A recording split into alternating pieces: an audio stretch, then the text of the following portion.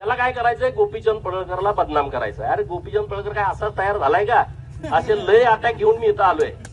2-2, 3-3 महिने मी अशा प्रकरणामध्ये जेलमध्ये जाऊन आलोय. तुमच्या या प्रस्थापितांच्या सत्ता कारणामध्ये 2-2 महिने जेलमध्ये मी आज पण ते फेस करतो. माझ्यावरती आरोप केले जातात.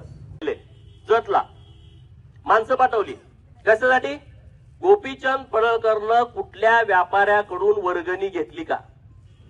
त्यामधला एखादा व्यापारी घ्या आणि त्याच्यावरती खंडणीचा गुन्हा दाखल करा. अरे जयंत पाटला, तुझ्यासारखा भिकारी अवलाद गोपीचंद पडळकरची नाही. माझ्या ती धमक आहे कार्यक्रम करायची. तुझ्यासारखी ती अवलाद नाही. तू राजाराम पाटलानं काढलेली अवलाद मला अजिबात वाटत नाही. काहीतरी गडबड असणार आहे. एवढ्या खालच्या लेवलला आता माझा दांडियाचा कार्यक्रम आहे गरबाचा. ये माणसं पाठव, डोळं तिपून जाते तुझं कार्यक्रम बघताना.